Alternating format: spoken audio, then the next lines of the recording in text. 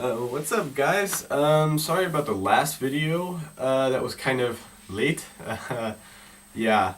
I had in between the video and when I uploaded, I had lots of tests. I was sick. I had practice, and every time I tried to upload the video, it gave me some different error every single time. So I eventually figured it out, got it uploaded, and this video should be uploaded the day that I'm taking it, hopefully. So yeah. Recently, somebody asked me a few questions, and I just kind of want to answer them on video because they kind of sound like questions everybody else would be interested in. So anyway, the first one that I thought was, the first one that I wanted to talk about was what has changed personally for him during his time abroad. So I can answer this question just about 1,000 different ways. But I think the biggest thing that changed for me would be my outlook on the rest of the world, my outlook on America, my outlook on my beliefs, what I thought of earlier. It's definitely changed. I mean, it hasn't changed my religion or anything like that, but my outlook on America is totally different. You know, when I came here, I was bleeding red, white, and blue, and now, well, those wounds have kind of closed, and I'm not so much like that anymore. I don't have anything against America. I mean, it's still my home country. I still love it, but I definitely have a different outlook on the way we handle political things and the way we handle ourselves earlier when we were just kind of starting up as a country. Other things that have really changed personally for me are things like my eating habits, things like my habits of what I do during the day, during the week. School has really changed. That's a huge subject. School here is really different, and I'm not sure I like it, but it's at least cool to experience a different side of that. So anyway, with eating and stuff, I don't want to go on a rampage about how I'm like now eating healthy or something, but at least the food that I'm eating, I know where it comes from. I know that it's all fresh and it's stuff that I want to eat, stuff that fuels my body to keep going. When I was back at home, I was eating things like McDonald's every day, and I'm not exaggerating. It was just about every day, some kind of fast food, whether it was for breakfast, for lunch, or for dinner. And sports helped me. Thank God I had sports, because if I didn't, I would certainly be a different person because of that.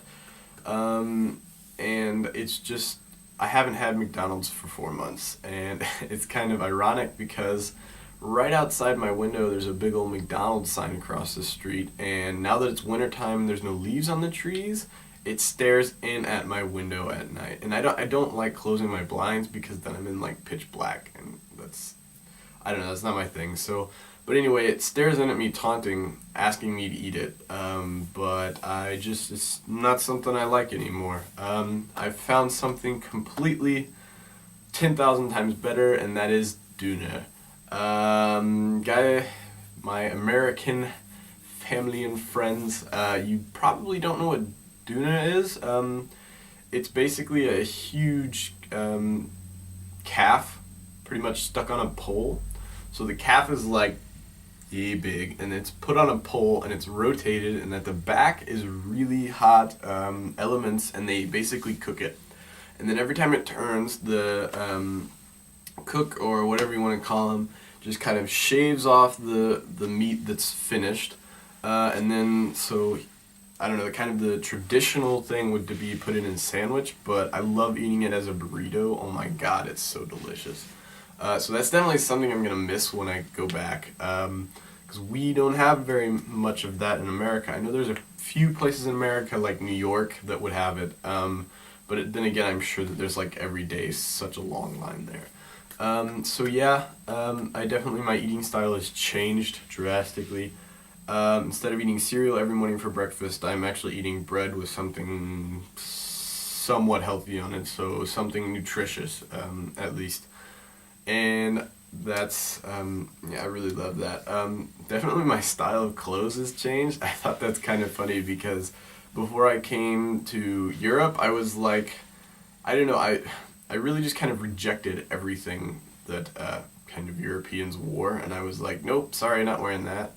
And then it definitely changed as I saw that everybody was pretty much wearing the same thing. And so now I have a different mentality of, what I want to wear every day and stuff like that. So yeah. And another question that I thought was really interesting was, hold on, sorry. Has the language barrier been a problem, or was it ever a problem? And well, this is kind of for people that are planning on doing an exchange trip. You can kind of take my word for this. At first, it's a huge problem. I mean, it's not. I don't want to say problem. It's an issue because problem implies that it is bad for you. So first, when I was first here in the first couple of months, I had a lot of help with my language. I mean, the first couple of months, all I did was speak English. I mean, now when I ordered my food, I had to speak German or something because you never know what language other people know. So yeah, and that was, I should not have done that. I should have had the mentality to speak German from day one and always tried, and if it didn't work out, people'd laugh, but hey, I mean, I guess that's what happens when your language is horrible. It's humorous. So, but yeah, now the language barrier is pretty much gone.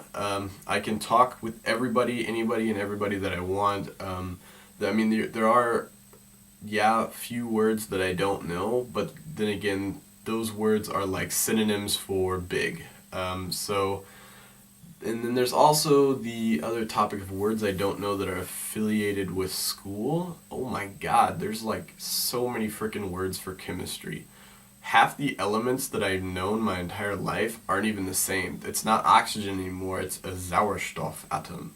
And so, yeah, that's kind of hard. As well as with physics.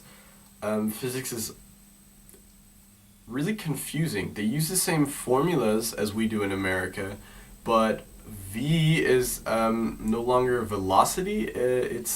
I'm pretty sure it's Beschleunigung. So yeah, that's also confusing.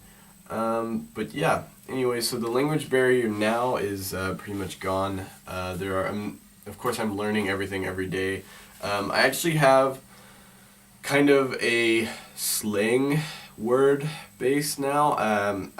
If I wanted to, I could talk like a downtown hamburger. So I think that's kind of cool, but at the same time, it kind of gets annoying every now and then hearing it. It's like, it's kind of like the slang in America. So, yeah. In other news, an update on stuff like football. I was supposed to, on last Thursday, I was supposed to go get my pads and my helmet for football. That didn't work out very well because they had the right size helmet, but it wasn't in black, and we need a black helmet. So now I have to wait like 10 more days until my helmet comes in, which kind of sucks because we started on Fridays practicing in full pads.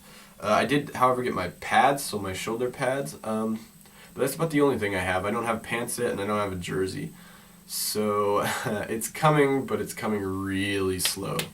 Anyway, I'm still hyped to play football. My first game is actually on my birthday, April 12th. So it's actually a scrimmage, but for all you Germans, you better come to my games or I'm going to kick your butt. I'm just saying. Come to my game and watch it, I swear it'll be interesting because when is football not interesting? I mean, hey, you guys kick a ball around the whole time. We at least tackle and do some things that are exciting. No, I'm just kidding. I like soccer. But yeah, so that's kind of an update on me, guys. As always, ask questions. I really do need questions. I mean, I was kind of lucky I got these questions from this girl. And yeah, so love you guys. Talk to you next time. Peace out.